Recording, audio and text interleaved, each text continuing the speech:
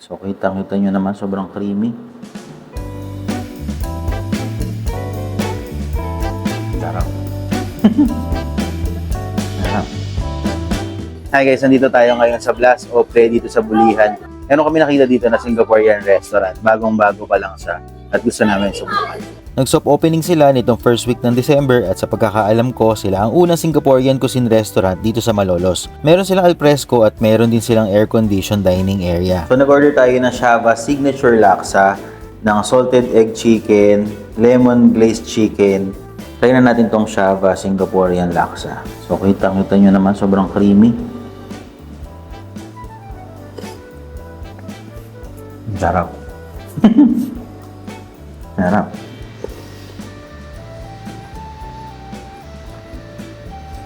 Sarap ng combination ng pinaka coconut milk niya.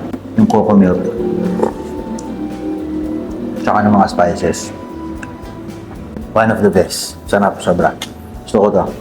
And so, order din tayo nitong kaya toast. Isa rin to sa mga traditional, very Singaporean.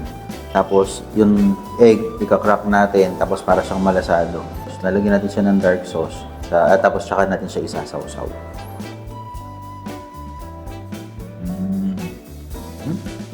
Ito naman yung lemon glazed chicken na rice meal nila.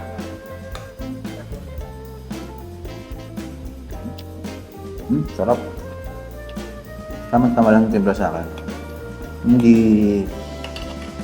Hindi sobrang overpowering yung lemon.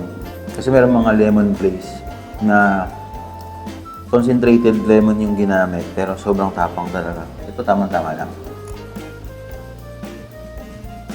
Ito naman yung kanilang salted egg chicken. Sikat yan sa Singapore, yung salted egg. Maraming salted egg na pagkain doon. At isa to sa mga sikat doon. Yan, pops. Sarap nung pinaka-flavor yun.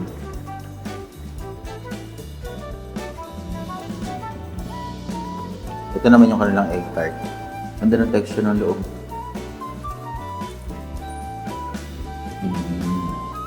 Sarap. Sarap nito. Try nyo to.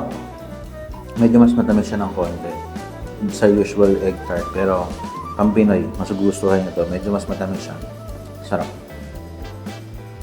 Kung naghahanap kayo ng bagong flavor, bagong cuisine na matitikman dito sa Malolos. Ayan, so try nyo dito sa Shava Hawker. Dito sa Blas Opre, Malolos, Bulacan.